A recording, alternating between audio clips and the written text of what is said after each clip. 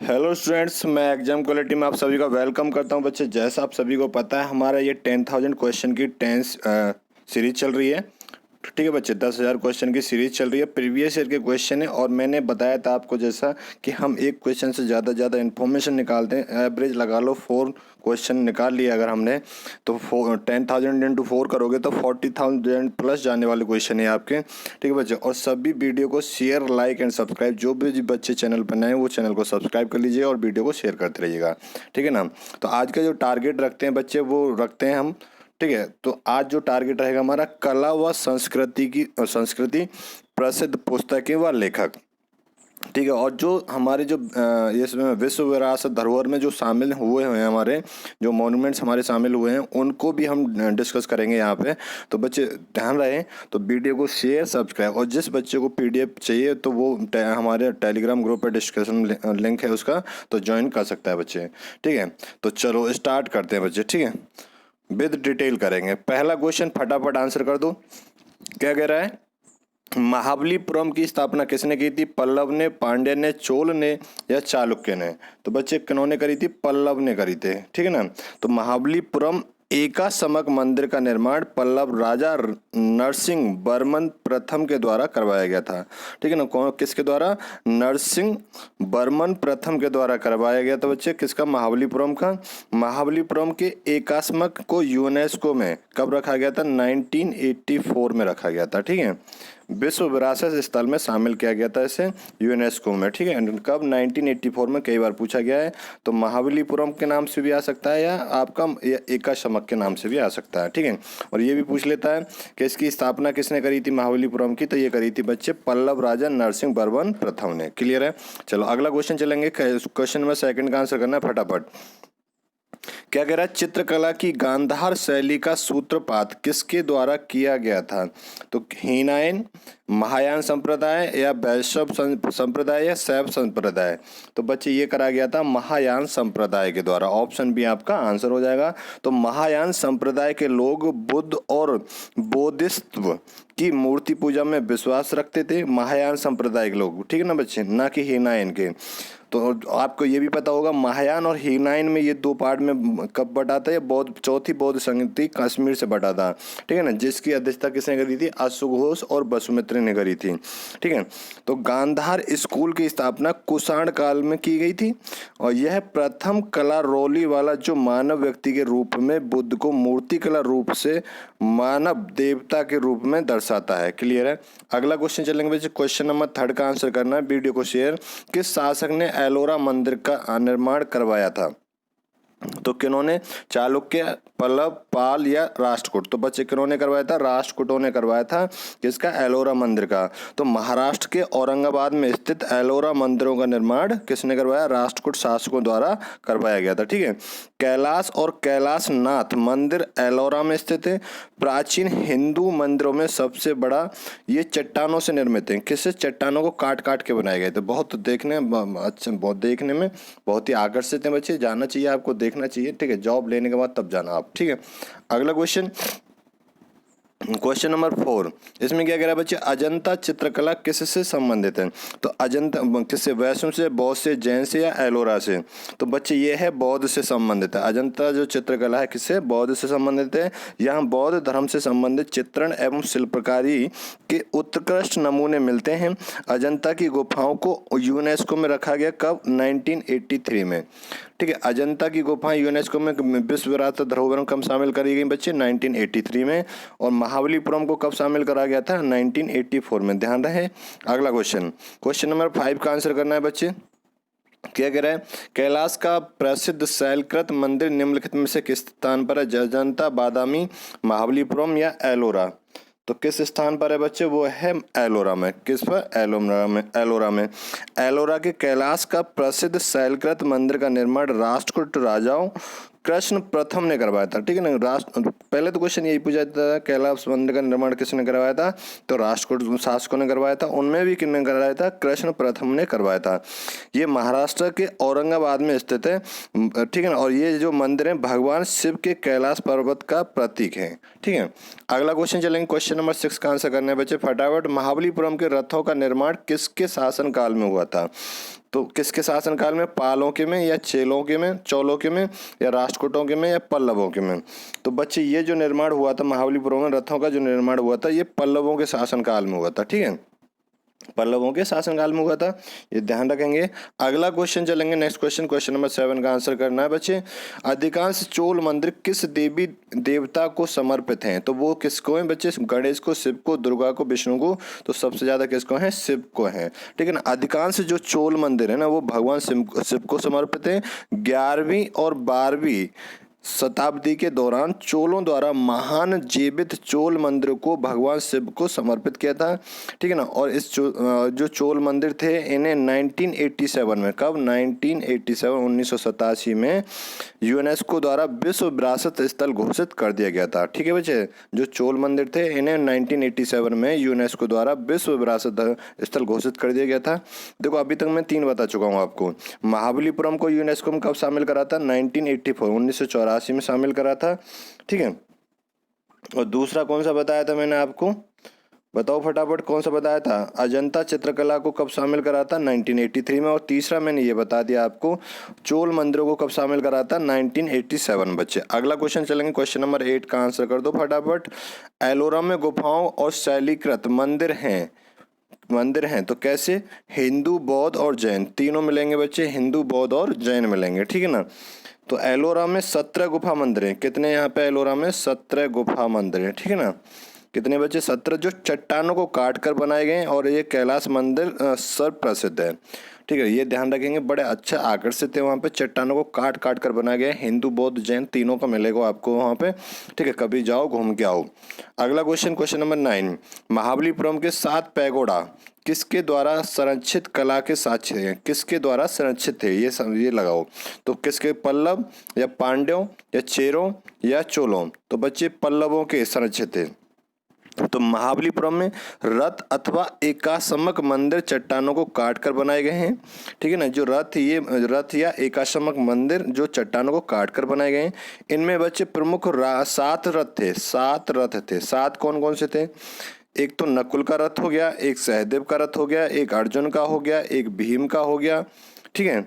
और एक धर्मराज यानी कि युधिष्ठिर का हो गया, और एक द्रौपदी का हो गया। कितने हो गए? 3 और 3 6। और एक था प्रवेश रथ। तो इन्हें सप्त पैगोडा भी कहा जाता है। इन रथों को क्या बोला जाता है? सप्त पैगोडा भी बोला जाता है। इतना ध्यान रखेंगे। अगला क्वेश्चन चलेंगे बच्चे, क्वेश्चन नंबर 10 का आंसर करना है फटाफट। पल्लवों के एकाश्मीय रथ मिलने का स्थान कौन सा है? तो भैया ये एकाश्मीय रथ मतलब सप्त पैगोडा भी बोला जाता है। कहाँ मिले थे? महाबलीपुरम में। ठीक है ना। अगला क्वेश्चन का चलेंगे बच्चे, क्वेश्चन नंबर 11 का आंसर करना है। अजंता की चित्रकला कृतियों में वर्णित कथानक है किसकी? रामायण, महाभारत, पंचतंत्र, जातक। तो किसके बच्चे? जातक की। ठीक है, जातक की है। तो अजंता के चित्रों के 3 प्रमुख विषय हैं, अलंकरण, चित्रण और वर्णन। ठीक है। नेक्स्ट क्वेश्चन चलेंगे बच्चे, वीडियो को शेयर, लाइक, सब्सक्राइब। कांची का प्रसिद्ध कैलाश मंदिर किसके द्वारा निर्माण करवाया गया था? कांची का जो प्रसिद्ध मंदिर है किसके द्वारा कराया गया था? महेंद्र वर्मन प्रथम या नरसिंह वर्मन द्वितीय या नंदी वर्मन द्वितीय या दंती वर्मन? तो बच्चे नरसिंह वर्मन द्वितीय के द्वारा। ठीक है ना। कांची का जो प्रसिद्ध कैलाश मंदिर है तो नरसिंह वर्मन द्वितीय के द्वारा निर्मित करवाया गया था। ठीक है। अगला क्वेश्चन चलेंगे, क्वेश्चन नंबर 13 का आंसर करना है बच्चे। महाबलीपुरम एक महत्वपूर्ण शहर है जो कि किसका उल्लेख करता है? तो महाबलीपुरम पल्लवों का है, चेरों का है या पांडवों का या चालुकों का? तो बच्चे पल्लवों का है। किसका? पल्लवों का है। पल्लवों के समय में महाबलीपुरम 3री से 7वीं शताब्दी का एक महत्वपूर्ण शहर था। शहर का नाम पल्लव राजा जो नरसिंह वर्मन प्रथम के नाम पर रखा गया था। जो महाबलीपुरम रखा गया था ये नरसिंह वर्मन प्रथम के नाम पर रखा गया था। क्यों रखा गया था? जो नरसिंह वर्मन प्रथम था वो महामल्ल का खिताब जीता था उसने। ठीक है ना। पहलवानी नहीं करते तो महामल्ल का खिताब जीता था, तब उसके नाम पर इस शहर का नाम क्या रख दिया था? महाबलीपुरम रख दिया था। ठीक है बच्चे। और यह शहर कला और संस्कृति का एक महत्वपूर्ण केंद्र बन गया था। चलो अगला क्वेश्चन चलेंगे बच्चे, नेक्स्ट क्वेश्चन पे। अगला क्वेश्चन क्वेश्चन नंबर 14 का आंसर कर दो फटाफट। क्या कह रहा है, लिंगराज मंदिर कहाँ स्थित है? तो लिंगराज मंदिर का बताना है कहाँ स्थित है बच्चे, मदुरई में या त्रिचेंदुर में या उज्जैन में या भुवनेश्वर में? तो कहाँ है बच्चे, ये भुवनेश्वर में स्थित है। लिंगराज मंदिर भुवनेश्वर के सभी मंदिरों में से सबसे बड़ा है, ये ध्यान रखेंगे। मंदिर भगवान हरिहर जो कि भगवान विष्णु और शिव के संयुक्त रूप हैं, ठीक है ना, यानी कि विष्णु और शिव दोनों का संयुक्त रूप क्या है, हरिहर। हरिहर, भगवान हरिहर बोला जाता है उन्हें, और उनकी पत्नी भुवनेश्वरी को समर्पित है। जो ये 11वीं शताब्दी में जयंती केसरी द्वारा निर्मित कराया गया था। किसके द्वारा? जयंती केसरी के द्वारा निर्मित कराया गया था। अगला क्वेश्चन चलेंगे बच्चे, क्वेश्चन नंबर 15 का आंसर करना है। क्या कह रहा है, किस राष्ट्र को शासक ने एलोरा में प्रसिद्ध कैलाश मंदिर का निर्माण कराया था? तो किस राष्ट्र को शासक ने करवाया था बच्चे? कृष्ण प्रथम ने करवाया था, ठीक है, सभी को पता होगा। कैलाश मंदिर एलोरा की गुफाओं का हिस्सा है, जो कहाँ है, औरंगाबाद महाराष्ट्र में। और ये इनका निर्माण कब हुआ था? 8वीं सदी में राष्ट्रकूट राजा कृष्ण प्रथम के द्वारा कराया गया था। ये भगवान शिव के निवास कैलाश पर्वत का प्रतीक है, ठीक है। अगला क्वेश्चन चलेंगे, क्वेश्चन नंबर 16 का आंसर करना है बच्चे। कौन से संग्रहालय में कुषाण मूर्तिकला का सबसे बड़ा संग्रह है? तो कौन से में बच्चे? मथुरा संग्रहालय में। कौन से में? मथुरा संग्रहालय में। मथुरा संग्रहालय में मूर्तियों का एक बड़ा संग्रह है, जो कला के क्षेत्र में मथुरा स्कूल से संबंधित है, ठीक है। इसमें गुप्ता और कुषाण साम्राज्यों की कलाकृतियां, क्योंकि वे मथुरा और इस क्षेत्र में प्रसिद्ध थे, ठीक है बच्चे। अगला क्वेश्चन चलेंगे, बहुत इंपॉर्टेंट क्वेश्चन है, कई बार पूछा गया, इंपॉर्टेंट सारे ही ये, ठीक है। विरूपाक्ष मंदिर का निर्माण किसके द्वारा किया गया था? विरूपाक्ष मंदिर का निर्माण किसके द्वारा किया गया था? चालुक्यों के द्वारा करा गया था बच्चे, ठीक है। विरूपाक्ष मंदिर हम्पी कर्नाटक में स्थित है, ठीक है ना। हम्पी कहाँ है? कर्नाटक में। हम्पी के मंदिर भी बोला जाता है। हम्पी कहाँ है? कर्नाटक में स्थित है। इसे श्री लोकेश्वर महाशिला प्रसाद के नाम से भी जाना जाता है। लोकाम देवी जो विक्रमादित्य की रानी थी ना, उनके द्वारा बनाया गया था ये, जो कांचीपुरम के पल्लवों पर विक्रमादित्य की विजय को मनाने के लिए भी मनाया जाता है, ठीक है। अगला क्वेश्चन चलेंगे बच्चे, क्वेश्चन नंबर 18 का आंसर करना है सभी को। तक्षशिला के प्रसिद्ध स्थल होने का कारण था? तो बच्चे क्या था? तक्षशिला के प्रसिद्ध स्थल होने का कारण क्या था? वहाँ का गांधार कला था। और तक्षशिला से कौन जुड़े थे? आचार्य चाणक्य, ठीक है ना। तो तक्षशिला गांधार कला के लिए प्रसिद्ध स्थल था बच्चे। अगला क्वेश्चन, क्वेश्चन नंबर 19 का आंसर कर दो फटाफट, थोड़ी वीडियो लंबी हो जाएगी क्योंकि बच्चे इंपॉर्टेंट क्वेश्चन सारे इसी में डाल देता हूँ मैं। भारतीय और यूनानी कला के अभिलक्षणों को समन्वित करने वाली कला शैली का नाम क्या है? तो उसका नाम क्या था बच्चे? गांधार कला था। क्या था? गांधार कला। इतना ध्यान रखेंगे, गांधार कला भारतीय और यूनानी कला के अभिलक्षणों को संबंधित करने वाली कला शैली है। किसको? भारतीय और यूनानी कला को, ठीक है ना। यह शैली कुषाण काल के शासक कनिष्क के समय में स्थापित की गई थी। पूछ लेता है यूनानी और ये भारतीय और यूनानी कला के जो अभिलक्षण संबंधित थे, ये कब? कुषाण काल के शासक कनिष्क के समय में स्थापित की गई थी। और ये मानव रूप देवता में बौद्ध का मूर्तिकृत रूप से प्रतिनिधित्व करने वाला पहला था। अगला क्वेश्चन चलेंगे बच्चे, क्वेश्चन नंबर 20 का आंसर करेंगे। यूनानी रोमन कला कहाँ स्थान प्राप्त हुआ है? तो कहाँ स्थान प्राप्त हुआ बच्चे? गांधार में, जो हम बात कर चुके हैं। गांधार कला शैली को ग्रीक रोमन कला शैली के रूप में भी जाना जाता है। गांधार कला शैली को किसमें? ग्रीक रोमन कला शैली के रूप में भी जाना जाता है। ट्राइटन, माला और बेल स्क्रॉल का इस्तेमाल शास्त्रीय रोमन कला में से प्रेरित है। क्लियर है? जो टूल बार होते हैं, ठीक है। अगला क्वेश्चन, अजंता चित्रकला किससे संबंधित है? तो बच्चे अजंता चित्रकला किससे संबंधित है? मौर्य काल से, हड़प्पा काल से, या बौद्ध काल से, या गुप्त काल से? तो किससे बच्चे? गुप्त काल से संबंधित है। तो अजंता की गुफाएं कहाँ हैं? महाराष्ट्र के औरंगाबाद जिले में स्थित हैं। अजंता चित्रकारी 2 अलग अलग अवधि सातवाहन काल के दौरान बनाए गए थे। ये चित्र हीनाइन संप्रदाय के थे। और एक वाकाटक गुप्त काल, ये महायान संप्रदाय के थे। ध्यान रखें कि अजंता की जो गुफाएं थी वो महाराष्ट्र के औरंगाबाद में, इतना याद रहना चाहिए। और ये दो अलग अलग चित्रकारी हुई थी इनमें सातवाहन काल के दौरान। एक ने तो हीनाइन संप्रदाय का बनाया था, एक ने महायान संप्रदाय के बनाए थे, ठीक है ना। इतना ध्यान रखेंगे। अगला क्वेश्चन चलेंगे बच्चे, क्वेश्चन नंबर 22 का आंसर करना है सभी को। किन शासकों के राज्यकाल में अजंता और एलोरा की गृह चित्रकला विकसित हुई है? तो बच्चे किस? राष्ट्रकूट, पल्लव, या पांडे, या चालुक्य? तो वो हुई है चालुक्य में। ठीक है ना। चालुक्यों के तहत अजंता और एलोरा को गुफा चित्र विकसित हुई थी। ठीक है, अगला क्वेश्चन चलेंगे, क्वेश्चन नंबर 23 का आंसर करना है। तंजौर में बृहदेश्वर मंदिर का निर्माण किसने करवाया था? बहुत ही इंपॉर्टेंट है, कई बार पूछा गया था। आदित्य चोल ने या राजा राज चोल ने या राजेंद्र चोल ने या करिकाल चोल ने? तो आप सभी को पता है राजा चोल ने करवाया था। ठीक है ना, राजा राज चोल ने करवाया था। तंजौर में बृहदेश्वर मंदिर का निर्माण चोल राजा चोल द्वारा करवाया गया था, यह ध्यान रखेंगे। यह मंदिर भगवान शिव को समर्पित है। इसे राजेश्वर मंदिर और पेरुवाडियार मंदिर के रूप में भी जाना जाता है। ठीक है, और ये ध्यान रखें बच्चे, यह मंदिर यूनेस्को की विश्व विरासत स्थल में हिस्सा है और जिसे महान जीवित चोल मंदिर भी कहा जाता है। महान जीवित चोल मंदिर भी कहा जाता है। चलो अगला क्वेश्चन चलेंगे, क्वेश्चन नंबर 24 का आंसर कर दो बच्चे फटाफट।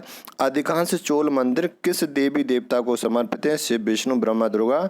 तो मैंने अभी बात करी थी शिव के लिए। किसके लिए बच्चे? शिव को समर्पित है। Next question, question number 25। Sanchi का प्रसिद्ध स्तूप जो सम्राट अशोक के द्वारा बनवाया गया था किस राज्य में स्थित है? उत्तर प्रदेश में, मध्य प्रदेश में, अरुणाचल प्रदेश में, आंध्र प्रदेश में? तो कहाँ है बच्चे? ये मध्य प्रदेश में स्थित है। कहाँ पे? मध्य प्रदेश में स्थित है। तो सांची का स्तूप मध्य प्रदेश, भारत का सबसे पुराने पत्थर का ढांचा। और भरूच स्तूप कहाँ है? मध्य प्रदेश की रेलिंग सबसे प्राचीन रेलिंग है जो कि आज भी बची हुई है। धमेक स्तूप सारनाथ यूपी में है। धमेक कहाँ है?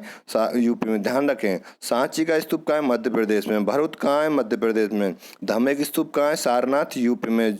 ठीक है, वहां पर स्थित है जहां बुद्ध के सर्वप्रथम धर्म चक्र प्रवर्तन का आदेश दिया गया था। ठीक है बच्चे, अगला क्वेश्चन चलेंगे, क्वेश्चन नेक्स्ट क्वेश्चन पे वीडियो को शेयर करते रहिए बच्चे। अगर पसंद आ रहा है तो आपको वीडियो को लाइक एंड शेयर करते रहिएगा। साथ के साथ में देखो, कौन सा शिलालेख चोलों के तहत ग्राम प्रशासन के बारे में उल्लेख है? तो कौन सा शिलालेख है बच्चे? उत्तरामेरूर। कौन सा है? उत्तरामेरूर है। तो उत्तरामेरूर कांचीपुरम, कांचीपुरम कहाँ है? तमिलनाडु में स्थित एक शहर है उत्तरामेरूर। उत्तरामेरूर शिलालेख 920 ईस्वी, कब बच्चे? 920 ईस्वी के समय परांतक चोल के शासन काल के दौरान हुआ था। किसके में? परांतक। ठीक है ना, परांतक चोल के शासन काल में हुआ था। यह 1000 साल पहले गांव के कामकाज का वर्णन करता है, गांव के चुनावी प्रणाली और लिखित संविधान को परिष्कृत करता है। अगला क्वेश्चन चलेंगे, क्वेश्चन नंबर 27, सभी को आंसर करना है। राष्ट्रीय ध्वज के धर्म चक्र में कितनी तिलियां होती हैं? 22, 18, 14, 24? तो कितनी होती हैं बच्चे? 24 होती हैं। राष्ट्रीय ध्वज का जो धर्म चक्र धर्म, सत्य और सदाचार कानून का पहिया है। धर्म, सत्य और सदाचार के कानून का पहिया है। इसमें 24 तिलियां होती हैं जो गति को दर्शाती हैं। किसको? गति को दर्शाती हैं। अगला क्वेश्चन, क्वेश्चन नंबर 28, इसमें क्या कह रहा है? निम्नलिखित में से कौन सा शिलालेख चालुक्य शासक पुलकेशिन द्वितीय से संबंधित था? पुलकेशिन द्वितीय से संबंधित था। मास्की, हाथी गुम्फा, अहोल, नासिक? तो पुलकेशिन द्वितीय से संबंधित जो था बच्चे वो था अहोल। क्या था? अहोल था।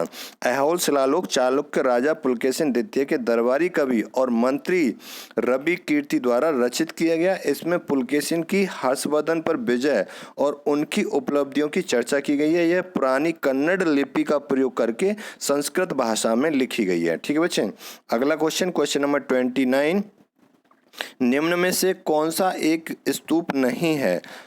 रांची, सांची, धमेक या भरूच? तो कौन सा नहीं है बच्चे? रांची नहीं है। सांची का कहाँ है? एमपी में। धमेक का कहाँ है? भरूच का कहाँ है? एमपी में। और धमेक का कहाँ है? यूपी में है। ठीक है ना, सारनाथ में, जहाँ महात्मा बुद्ध ने धम्मचक्र प्रवर्तन सबसे पहले दिया था। ठीक है, तो इसमें क्या ये क्लियर है क्वेश्चन। अगला क्वेश्चन चलेंगे, क्वेश्चन नंबर 30 का, इसका आंसर करना है बच्चे। इसमें क्या कह रहा है? गौतम बुद्ध का जन्म स्थान किसके द्वारा अंकित किया जाता है? तो अशोक मौर्य का रोमन देई स्तंभ के द्वारा। उसमें उनका जन्म स्थान का लुम्बिनी गौतम बुद्ध का जन्म स्थल है कि तीर्थ यात्रा के दौरान मौर्य सम्राट अशोक ने रोमन देई स्तंभ अंकित किया। यह शिलालेख अशोक के लुम्बिनी के दौरे के बारे में बताता है। ठीक है ना, जब अशोक ने लुम्बिनी का दौरा करा था, इस शिलालेख में उसका वर्णन मिलता है। निम्न में से कौन सी पुस्तक राष्ट्रकूट शासक अमोघवर्ष द्वारा लिखी गई है? तो कौन सी पुस्तक अमोघवर्ष द्वारा लिखी गई बच्चे? आदि पुराण या गढ़सा संग्रह या साक्यायन या कबीराज मार्ग, तो उनके द्वारा लिखी गई है कबीराज मार्ग लिखी गई है। ठीक है, राष्ट्रकूट शासक अमोघ वर्ष ने कबीराज मार्ग नामक पुस्तक की रचना की है, जिसके ठीक है ना। और ये जो अमोघ वर्ष थे ये कन्नड़ भाषा के विद्वान थे बच्चे। अगला क्वेश्चन, क्वेश्चन नंबर 32, इसमें क्या कह रहा है, द्वितीय पांड्य साम्राज्य के भूमि माप का उल्लेख किसमें किया गया है? तो किस में करा गया है बच्चे? वो थलवईपुरम तांबे की प्लेटों में, थलवईपुरम तांबे की प्लेटों में करा गया है। द्वितीय पांड्य साम्राज्य के भूमि उपायों का उल्लेख थलवईपुरम तांबे की प्लेटों में किया जाता है, जो 1018 और 1054 ईस्वी के में वापस आ गया था। 1018 से लेकर 1054 ईस्वी में वापस आ गया था। इसमें सुनामी के बारे में भी उल्लेख मिलता है। ठीक है, अगला क्वेश्चन, क्वेश्चन नंबर 32 बच्चे फटाफट आंसर करते रहिएगा। ठीक है, इसमें 90 के आसपास क्वेश्चन रहेंगे और सारे इंपॉर्टेंट रहेंगे। ठीक है, क्या कह रहा है, सुविख्यात बैकुंठ पेरुमल का मंदिर कांचीपुरम में किसने बनवाया था? तो ये किसने बनवाया था बच्चे? नंदी वर्मन सेकंड ने बनवाया था, नंदी वर्मन सेकंड ने। तो कांचीपुरम संख्या 1 के समान संख्या 1 के सामने तमिलनाडु में स्थित बैकुंठ पेरुमल मंदिर का निर्माण पल्लव राजा द्वारा किया गया था। यह मंदिर भगवान विष्णु को समर्पित है। बात को समझो, मैंने क्या बोला? कांचीपुरम संख्या 1 के समान संख्या 1 के सामने। ठीक है, अगला क्वेश्चन चलेंगे बच्चे, क्वेश्चन नंबर 34। ये कह रहा है तेलुगु काव्य आमुक्तमाल्याद का लेखक कौन है? ये बच्चे पुस्तक पूछी जाती हैं, तो उसका लेखक कौन है? कृष्णदेव राय। कौन है बच्चे? कृष्णदेव राय। विजयनगर साम्राज्य के महान राजा हुआ करते थे कृष्णदेव राय, उन्हीं ने लिखी थी आमुक्तमाल्याद की रचना की थी। यह भगवान विष्णु को समर्पित एक महाकाव्य कविता है। ठीक है, अगला क्वेश्चन, क्वेश्चन नंबर 35 का आंसर करना है बच्चे। इलाहाबाद स्तंभ शिलालेख किसने बनवाया था? तो ये किसने? हरिशेठ ने बनवाया था बच्चे। किसने? हरिशेठ ने बनवाया था। इलाहाबाद स्तंभ शिलालेख प्रयाग प्रशस्ति। ठीक है, ये बात हम पीछे भी कर चुके थे पीछे वाली वीडियो में कि इलाहाबाद स्तंभ शिलालेख को क्या बोला जाता है? प्रयाग प्रशस्ति बोला जाता है। प्रयाग तो इसका पहले से ही नाम था। ठीक है ना, को समुद्रगुप्त के राज दरबारी कवि हरिशेठ द्वारा रचित किया गया है। यह संस्कृत में चंपू काव्य शैली के साथ लिखा गया है। ठीक है ना, तो ये पूछा जाता है जो ये इलाहाबाद स्तंभ शिलालेख है ये किस शैली के साथ लिखा गया? तो चंपू काव्य शैली के साथ लिखा गया था। और किसने लिखा बनवाया था बच्चे? हरिशेठ ने बनवाया था। ठीक है, क्वेश्चन नंबर 36 का आंसर कर दो फटाफट। महाबलीपुरम स्थित एकाश्मीय शैल मंदिर का प्रसिद्ध नाम क्या है? तो मैंने अभी बात करी थी, रथ थे। रथ कितने थे? 7 रथ थे। नकुल रथ, सहदेव रथ, अर्जुन रथ, भीम रथ, युधिष्ठिर यानी कि युधिष्ठिर रथ और द्रौपदी रथ और ठीक है प्रवेश रथ। अगला क्वेश्चन चलेंगे बच्चे नेक्स्ट क्वेश्चन पे। तो महाबलीपुरम स्थित एकाश्म शैली मंदिरों का रथ के नाम से जाना जाता है। ठीक है, शैलों की विशेषता इनके स्तंभ हैं। क्लियर है बच्चे? अगला क्वेश्चन चलेंगे, क्वेश्चन नंबर 37। इसका आंसर कर दो। सत्यमेव जयते शब्द किस उपनिषद से लिया गया है? सभी जानते होंगे, बड़ा फेमस क्वेश्चन है, मुंडको उपनिषद से लिया गया है। ठीक है, अगला क्वेश्चन चलेंगे बच्चे, क्वेश्चन नंबर 38। इसका आंसर कर रहे हैं दिलवाड़ा के चालुक्य जैन मंदिर कहाँ स्थित है? तो दिलवाड़ा के चालुक्य मंदिर कहाँ स्थित है बच्चे? राजस्थान में। ठीक है, तो दिलवाड़ा चालुक्य मंदिर राजस्थान में स्थित है। इसे चालुक्यों द्वारा 11वीं से 13वीं शताब्दी के बीच बनाया गया था। क्वेश्चन ये पूछा गया था एक बार, दिलवाड़ा के जो चालुक्य जैन मंदिर हैं वो कौन सी शताब्दी के बीच बनाया गया था? तो 11वीं और 13वीं के। और है कहाँ ये? राजस्थान में। अच्छी जगह है, देखने जा सकते हो आप लोग। अगला क्वेश्चन, विक्रमशिला विश्वविद्यालय किसके द्वारा बनवाया गया था? तो ये किसके द्वारा बनवाया गया था बच्चे? धर्मपाल के द्वारा बनाया गया था। ठीक है, विक्रमशिला विश्वविद्यालय पाल राजा धर्मपाल द्वारा स्थापित किया गया था। यह बौद्ध धर्म का शिक्षण केंद्र था। ठीक है, बाद में जो बख्तियार खिलजी ने इन्हें बर्बाद भी कर दिया था, मतलब तोड़ फोड़ कर दी थी इन विद्यालयों में। अगला क्वेश्चन 40, अशोक के शिलालेख में कौन सी लिपि का प्रयोग किया गया है? तो कौन सी का करा गया बच्चे? ब्राह्मी का। नेक्स्ट क्वेश्चन पे चलेंगे बच्चे। अगला क्वेश्चन, क्वेश्चन नंबर 41। ये क्या कह रहा है? हम्पी जाना जाता है। तो हम्पी क्यों जाना जाता है? यह विजयनगर की राजधानी थी। किसकी? विजयनगर की राजधानी थी बच्चे। हम्पी कहाँ है? कर्नाटक में। ठीक है, अगला क्वेश्चन चलेंगे, क्वेश्चन नंबर 42। प्रसिद्ध जैन केंद्र दक्षिण भारत में कहाँ स्थित है? तो कहाँ स्थित है बच्चे? श्रवण बेलगोला में। ठीक है ना, श्रवण बेलगोला में। तो कर्नाटक में श्रवणबेलगोला दक्षिण भारत का प्रसिद्ध जैन केंद्र है। ठीक है, यहाँ आपको याद आ रहा होगा किसी ने अपना शरीर भी त्यागा था। भारत में प्राचीन लौह युग किससे जुड़ा हुआ है, संबंधित है, तो धूसर मिट्टी के बर्तन से, जिसे मृद भांड भी बोला जाता था। किसे बच्चे, मृद भांड। तो प्राचीन लौह युग में चित्रित धूसर मृद भांड का प्रचलन गंगा के मैदानी भागों में था।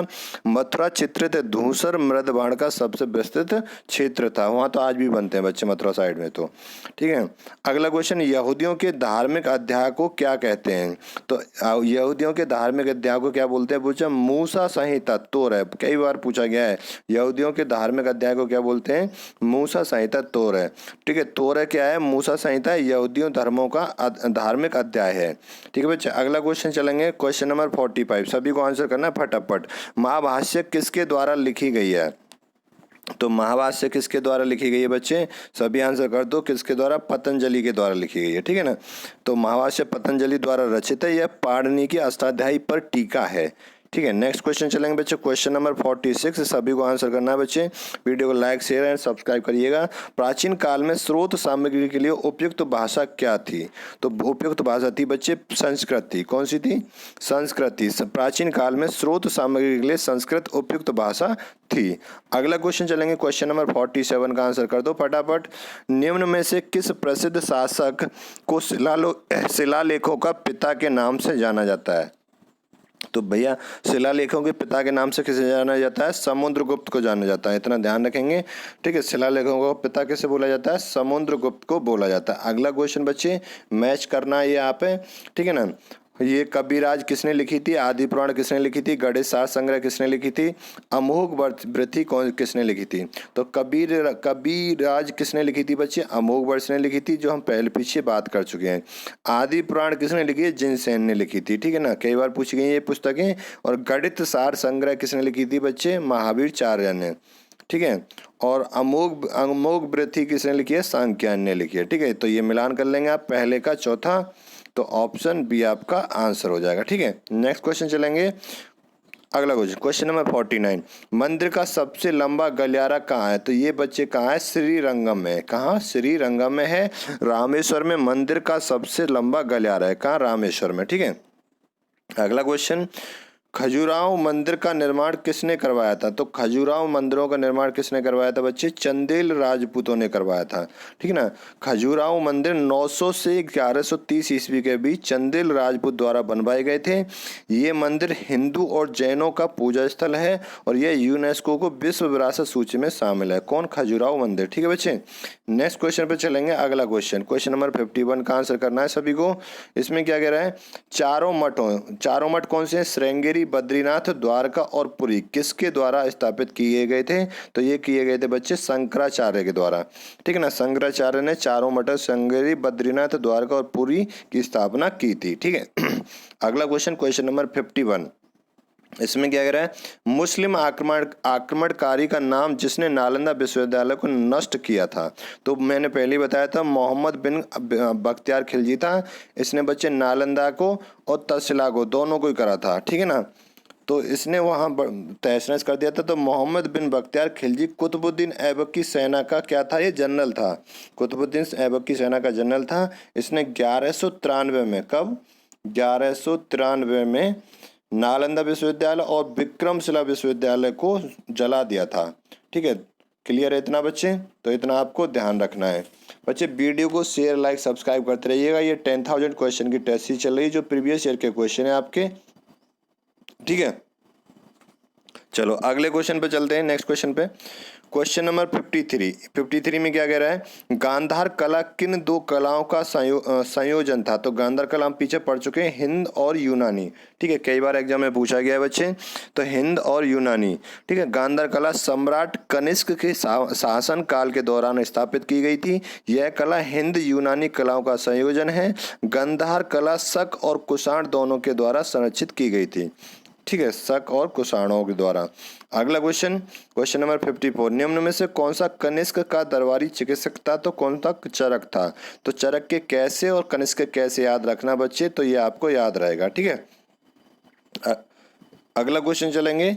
नेक्स्ट क्वेश्चन पे, क्वेश्चन नंबर 55 पे, इसमें क्या कह रहा है, सत्यमेव जयते को किस उपनिषद से लिया गया है? तो सभी को पता है किससे लिया गया बच्चे, मुंडको उपनिषद से। तो सत्यमेव जयते, सत्य की ही जीत, तो ये मुंडको उपनिषद से लिया गया है। ये राष्ट्रीय आदर्श वाक्य के रूप में अपनाया गया जब भारत स्वतंत्र हुआ था। ठीक है, नेक्स्ट क्वेश्चन चलेंगे बच्चे, क्वेश्चन नंबर 56। इसमें क्या गया है, निम्नलिखित में से कौन सा संस्कृत भाषा का पहला व्याकरणविद था? तो वो थे बच्चे पाणिनि। ठीक है ना, पाणिनि संस्कृत भाषा का पहला व्याकरण करता था। उनके प्रसिद्ध कार्य अष्टाध्यायी में 400 सूत्र, इनकी एक पुस्तक है अष्टाध्यायी, उसका ध्यान रखें। कौन सी पुस्तक है इनकी, पाणिनि की अष्टाध्यायी। ठीक है बच्चे, अष्टाध्यायी, इस पुस्तक का नाम याद रखेंगे। और इन्होंने 400 सूत्र जिनमें ध्वन्यात्मकता और व्याकरण के नियम दिए हैं। क्लियर है। अगला क्वेश्चन चलेंगे बच्चे, क्वेश्चन नंबर 57। रामचरितमानस एक महाकाव्य कविता है जो किस भाषा में लिखी गई है? तो अवधी में लिखी गई है बच्चे, ये ध्यान रखेंगे, किस में लिखी गई है, अवधी में। और रामचरितमानस लिखी किस किस के रचयिता कौन थे? तो रचयिता सभी को पता होगा, गोस्वामी तुलसीदास। कौन थे बच्चे? गोस्वामी तुलसीदास। ठीक है ना, कई बार पूछी गई है, गोस्वामी तुलसीदास। क्लियर है। चलो अगले क्वेश्चन पे चलते हैं बच्चे, नेक्स्ट क्वेश्चन पे, क्वेश्चन नंबर 58 का आंसर करना है। क्या कह रहा है, तैलीय रंग सबसे पहले भारतीय और चीनी चित्रकारों द्वारा बौद्ध चित्रों के लिए पश्चिमी में 5वीं और 10वीं शताब्दी के बीच इस्तेमाल किया गया था। तो क्या इराक, अफगानिस्तान या पाकिस्तान या भारत? तो कौन सा बच्चे, अफगानिस्तान आ जाएगा। ठीक है ना, पश्चिमी अफगानिस्तान में। तो तैलीय रंग सबसे पहले भारतीय और चीनी चित्रकारों द्वारा बौद्ध चित्रों के लिए पश्चिमी अफगानिस्तान में 5वीं और 10वीं शताब्दी के बीच इस्तेमाल किया गया था। ठीक है, अगला क्वेश्चन, क्वेश्चन नंबर 59 का आंसर करना है। क्या कह रहा है, पहला भारतीय खगोल विज्ञानी कौन था जिसने पृथ्वी को सूर्य के परिक्रमा द्वारा समय की गणना की थी? तो बच्चे वो कौन थे? वो थे भास्कराचार्य। कौन थे बच्चे? भास्कराचार्य थे। तो मैंने बताया था आपको, भास्कराचार्य थे। क्लियर है। तो ये भास्कराचार्य एक भारतीय खगोल शास्त्री और गणितज्ञ थे। उनका जन्म कहाँ हुआ था? इनका भास्कराचार्य का जन्म हुआ था बच्चे बीजापुर। बीजापुर कहाँ? कर्नाटक में हुआ था। और अपने ग्रंथ, इनका एक ग्रंथ था सूर्य सिद्धांत। क्या था? सूर्य सिद्धांत। ये चीज ध्यान रखेंगे, सूर्य सिद्धांत। ठीक है, ग्रंथ उन्होंने पृथ्वी की धरती पर सूर्य की कक्षा में 9 दशमलव तक, मतलब दशमलव के बाद 9 संख्याओं तक, ठीक है ना, गणना की। उन्होंने 1150 ईस्वी में, कब बच्चे? 1150 ईस्वी में अपने प्रसिद्ध ग्रंथ सिद्धांत शिरोमणि में को लिखा गया था। तो ध्यान रखें, क्या बात, कितनी बात ध्यान रखनी?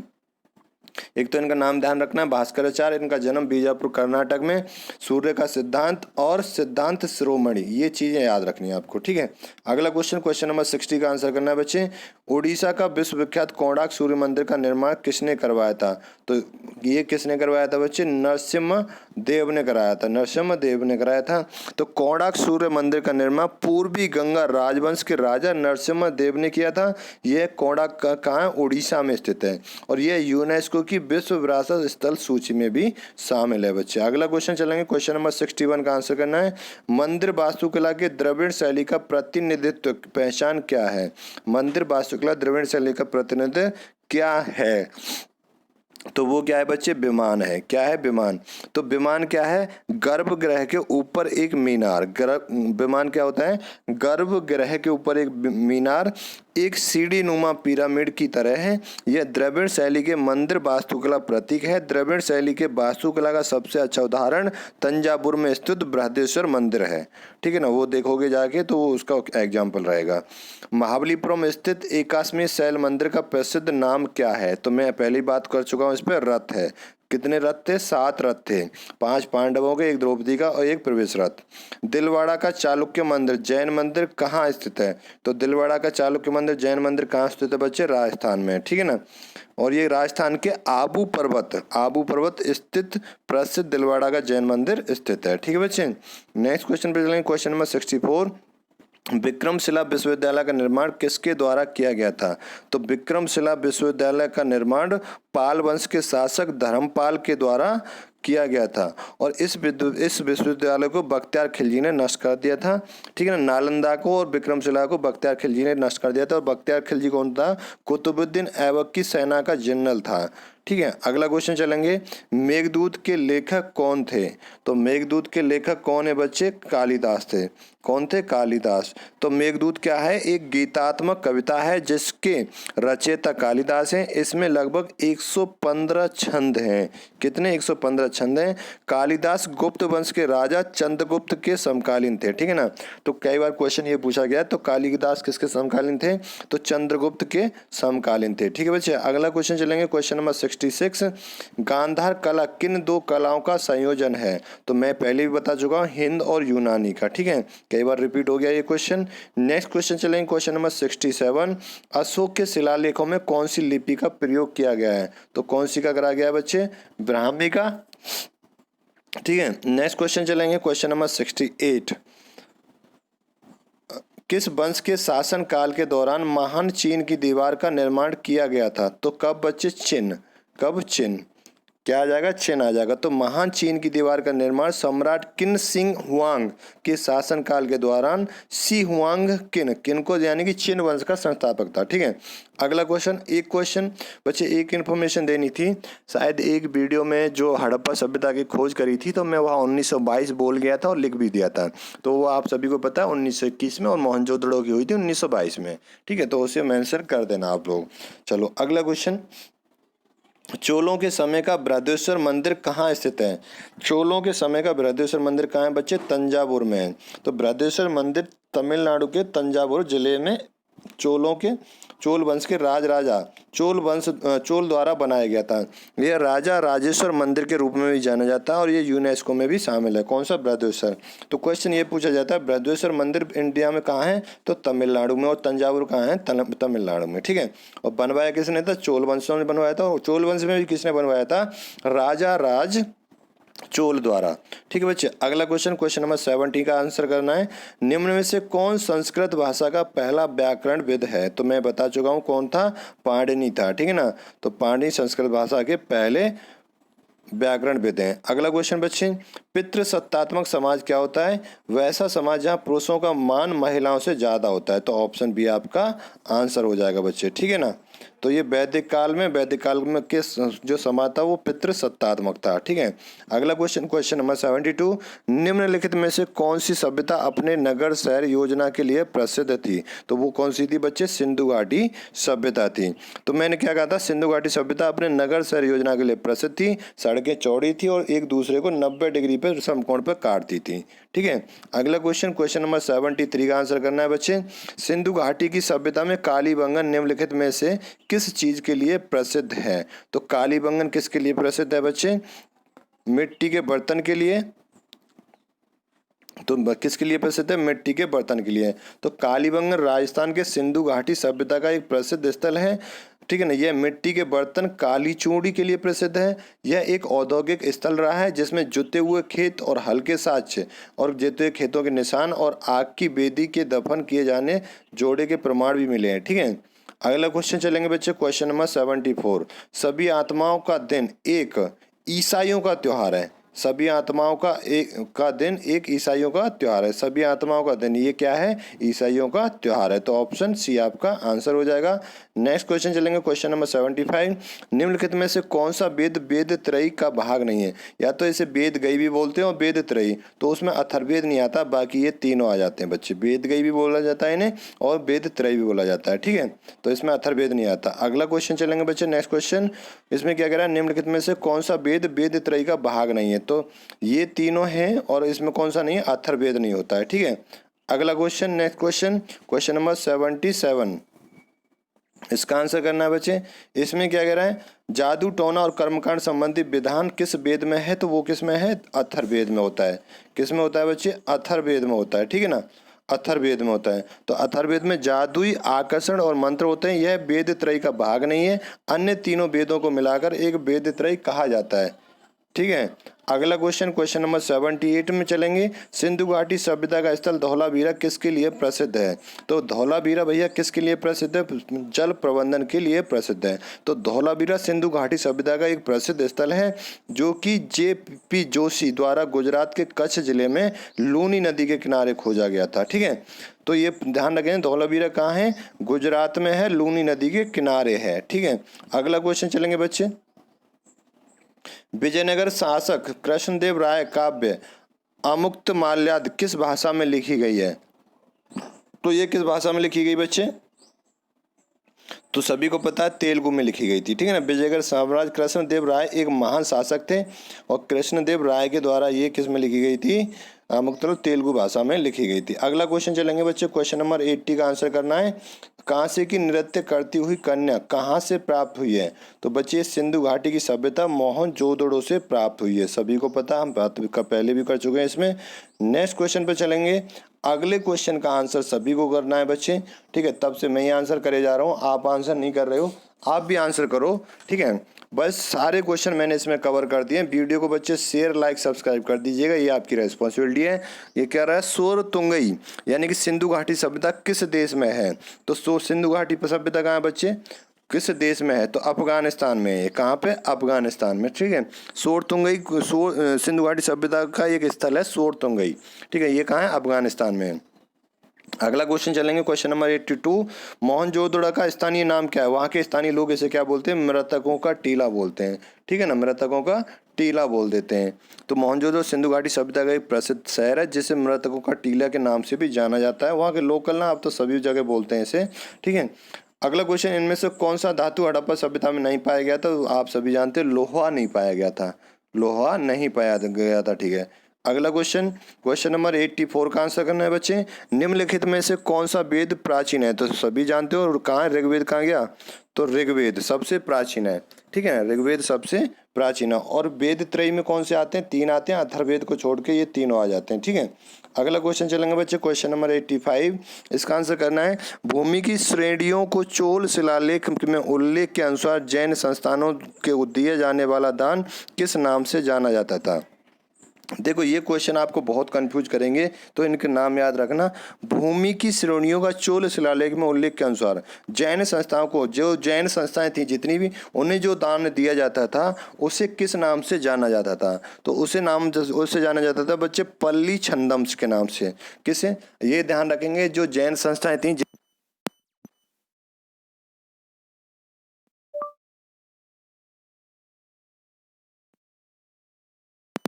एक सेकेंड, चलो पल्ली छंदम। ठीक है बच्चे, तो क्या हो जाएगा? पल्ली छंद। ध्यान रखें, कंफ्यूज मत होना। जो जैन संस्थाओं को दान दिया जाता था उसे बोलते थे पल्ली छंदम। ठीक है, नेक्स्ट क्वेश्चन पे चलेंगे, क्वेश्चन नंबर 86। अब इसमें क्या कह रहा है? चोल शिलालेखों में भूमि श्रेणियों के उल्लेख के अनुसार ब्राह्मणों के अतिरिक्त किसानों को दिए जाने वाले भूमि का हिस्सा किस नाम से जाना जाता था? देखो, जो जैन संस्थाओं को दान दिया जाता था उसे तो पल्ली छंदम बोलते थे, और जो किसानों को भूमि जो दी जाती थी उसे किस नाम से बुलाते थे? बेलान बगई के नाम से, बेलान बगई। ठीक है ना, बेलान बगई। क्लियर है? ध्यान रहे, जैन संस्थाओं को जो दान दिया जाता था उसे बोला जाता था पल्ली छंदम, और जो चोल शिलालेखों में और जो किसानों को भूमि दी जाती थी उसे बेलान बंगई बोलते थे। ठीक है, अगला क्वेश्चन देखो क्या कह रहा है। ब्राह्मणों को उपहार में स्वरूप में दिए जाने वाला जो सामान था उसे क्या बोलते थे? ब्रह्मदेव बोलते थे, ब्रह्मदेव। ठीक है, तीनों चीज में कंफ्यूज मत होना है। तो पहली मैं रिपीट कर रहा हूँ, जैन संस्थाओं को दिए जाने वाला दान बोला जाता था पल्ली छंदम, और किसानों को दी जाने वाली भूमि बोली जाती थी बच्चे बेलान बगई, और ब्राह्मणों को दिए जाने वाला दान बोला जाता था ब्रह्मदेव। ठीक है, चोल काल के टाइम पे, चोल पीरियड की बात हो रही है, ये चोल पीरियड की। अगला क्वेश्चन, इसमें क्या कह रहा है? चोल शिलालेख में भूमि श्रेणी के उल्लेख के अनुसार मंदिरों को दिए जाने वाला उपहार स्वरूप क्या बोला जाता था? तो मंदिरों को उपहार स्वरूप दिए जाने वाला क्या बोला जाता? देवदान बोला जाता था। अब याद कैसे रखना बच्चे? चारों चीज याद कैसे रखनी है? देखो, जो जैन संस्थाओं को जो दान दिया जाता है उसे पल्ली छंदम बोल देते हैं, बस ये तो याद रखना है। और जो किसानों को भूमि दी जाती थी उसे बैलान बगई बोलते थे, और जो ब्राह्मणों को दान दिया जाता ब्रह्मदेव बोलते थे, और जो मंदिरों को दान दिया जाता देवदान। अब क्योंकि देव तो मंदिरों में रहते हैं तो देवदान। ठीक है, अगला क्वेश्चन चलेंगे बच्चों, क्वेश्चन नंबर 89। इसमें क्या है, धमेक स्तूप भारत के किस शहर में है, तो हम इसकी बात कर चुके थे। तो धमेक स्तूप भारत के किस शहर में है बच्चे, वाराणसी में है, और वाराणसी कहाँ पड़ता है, यूपी में, उत्तर प्रदेश में। ठीक है, अगला क्वेश्चन 90। इसमें क्या कह रहा है बच्चे, न्याय सूत्र किसने लिखी थी, तो न्याय सूत्र किसने लिखी थी बच्चे, गौतम ने लिखी थी। ठीक है, गौतम ऋषि जी ने लिखी थी न्याय सूत्र। पूछी गई है कई बार ये पुस्तक कि न्याय सूत्र किसकी पुस्तक है, तो गौतम ऋषि की पुस्तक है। ठीक है, अगला क्वेश्चन, काकतीय वंश की कौन सी रानी ने वारंगल पर शासन किया जो आधुनिक में आंध्र प्रदेश का हिस्सा है। तो वारंगल पर किसने शासन करा था भैया, बताओ फटाफट। तो रुद्रमा देवी ने करा था। किसने करा था, रुद्रमा देवी ने। तो रुद्रमा देवी आज भी वहाँ बहुत ही, ठीक है ना, वहाँ बहुत ही मान्यता प्राप्त है उनके लिए। तो रुद्रमा देवी याद रहेगा। तो रुद्रमा देवी ने वारंगल पर शासन किया जो काकतीय वंश की थी। ठीक है ना, तो ये भी पूछा गया कई बार क्वेश्चन। तो रुद्रमा देवी किस वंश की थी, तो काकतीय वंश की थी। आज भी उधर वंश चलते हैं, पुरानी परंपराएं चलती हैं साउथ इंडिया में। और किसकी, काकतीय वंश की थी, वारंगल पर शासन किया था। ठीक है बच्चे, अगला क्वेश्चन चलेंगे, क्वेश्चन नंबर 92 में क्या कह रहा है, सांची स्तूप का निर्माण किसके द्वारा हुआ था। तो सांची स्तूप का निर्माण किसने करवाया था बच्चे, अशोक ने करवाया था। और सांची स्तूप है कहाँ, ये मध्य प्रदेश के सांची शहर में है। ठीक है, सांची एक शहर है मध्य प्रदेश का, वहीं स्तूपों का निर्माण किया था, तभी उसे सांची स्तूप बोला जाता है, जो एक बौद्ध परिसर है। ठीक है, इसका निर्माण किसने करवाया, अशोक ने करवाया बच्चे। अगला क्वेश्चन बच्चे, वीडियो कैसा लगा आपको, अपना अपना फीडबैक दिया करो, कमेंट करके बताया करो। और बच्चे अगर आपको ये चैनल और कंटेंट पसंद आ रहा है तो आप ये भी बताते जाओ क्या क्या आपको और पढ़ना है, किसकी प्रैक्टिस करनी है, तो आप बताते जाइएगा, मैं ये डालता हुआ चला जाऊँगा। ठीक है, और एक दिन वो आएगा मैं कैमरे के सामने आपको पढ़ा रहूँगा। ठीक है, तो देखो निम्नलिखित में को मिलान करो। बृहदेश्वर मंदिर कहाँ है, दिलवाड़ा कहाँ है, दिलवाड़ा। और लिंगराज मंदिर कहाँ है, हम्पी कहाँ, हम्पी कहाँ बताया बच्चे मैंने, कर्नाटक में बताया, सभी को याद होगा, कर्नाटक में। ठीक है ना, हम्पी कहाँ बताया, कर्नाटक में। और दिलवाड़ा कहाँ बताया, राजस्थान में। तो दिलवाड़ा राजस्थान में बताया था। कहाँ गया, राजस्थान कहाँ गया, ये रहा, माउंट आबू जो पर्वत श्रृंखला है वहाँ पे। ठीक है, और बृहदेश्वर मंदिर कहाँ बताया था, मैंने बताया था आपको तमिलनाडु में, इसकी बात भी करी थी, हमने पढ़ा था। बचा कौन सा, लिंगराज मंदिर, ये कहाँ, उड़ीसा में। ठीक है, तो ये मिलान हो गया आपका। अगला क्वेश्चन चलेंगे बच्चों, क्वेश्चन नंबर 94। किस सम्राट ने नागनंद को संस्कृत भाषा में लिखा था। तो किस भाषा में, किस सम्राट ने लिखा था बच्चे, हर्षवर्धन ने लिखा था। हर्षवर्धन संस्कृत के एक महान विद्वान थे, उन्होंने नागनंद नाटक लिखा था। क्या लिखा था, नागनंद नाटक किसने लिखा था, हर्षवर्धन ने, और वो संस्कृत भाषा के विद्वान थे। तक्षशिला विश्वविद्यालय किन दो नदियों के बीच स्थित है। तो तक्षशिला में कौन से, चाणक्य आचार्य वहाँ से जुड़े हुए थे। तो ये कौन दो नदियों के बीच है बच्चे, सिंधु और झेलम के बीच में। ठीक है ना, सिंधु और झेलम के बीच में। अगला क्वेश्चन चलेंगे बच्चे, क्वेश्चन नंबर 96। इसमें क्या कह रहा है, ऋग्वेद का सबसे प्रसिद्ध भगवान ईश्वर कौन है। तो कौन था, इंद्र। और इंद्र कौन था बच्चे, इंद्र था। और इंद्र को क्या बोला जाता है, पुरंदर बोला जाता है। ठीक है ना, ठीक है, क्या बोला जाता है, पुरंदर के नाम से भी जाना जाता है। अगला क्वेश्चन चलेंगे बच्चे, नेक्स्ट क्वेश्चन पे। अगला क्वेश्चन नंबर 97, लास्ट क्वेश्चन है बच्चे। भारत के किस भाग में 980 से लेकर 1003 ईस्वी तक रानी दिद्दा ने शासन किया था। तो किसने करा था बच्चे, कश्मीर में करा था। ठीक है ना, रानी दिद्दा ने कश्मीर पर शासन किया था, और वो लोहार वंश की थी। ठीक है बच्चे, तो ये आपके मोस्ट इंपॉर्टेंट MCQ थे पुस्तक लेखक वाले। ठीक है बच्चे, ये आपका 10,000 क्वेश्चन प्रीवियस ईयर क्वेश्चन की सीरीज चल रही है, जिसमें हमारा एंशिएंट हिस्ट्री चल रहा है। और ये हमारा, ठीक है ना, एंशिएंट हिस्ट्री चल रहा है, और एंशिएंट हिस्ट्री में ये हमारा बच्चे 9वां चैप्टर था, कला व संस्कृति, प्रसिद्ध पुस्तकें व लेखक। ठीक है ना, और ऐसे ही ये 10,000 क्वेश्चन की सीरीज आपके सामने रहेगी बच्चे। और इसके बाद आएगा हमारा गुलाम वंश। ठीक है, हमने एंशिएंट हिस्ट्री खत्म कर लिया, अब चलेंगे हम मेडुअल में। ठीक है ना, मेडुअल में चलेंगे। ठीक है, तो अब गुलाम वंश से स्टार्ट करेंगे। और बच्चे अपना अपना फीडबैक दिया करो, वीडियो कैसा लगा, लाइक शेयर एंड सब्सक्राइब करिएगा। ठीक है, और फिर उसके बाद में आपको ये हिस्ट्री खत्म हो जाएगा। हिस्ट्री के बाद में ज्योग्राफी में पॉलिटी, इकोनॉमी, साइंस, ये सारे आपको मिलते रहेंगे। तो बच्चे आज के लिए इतना ही रखते हैं। Thank you so much.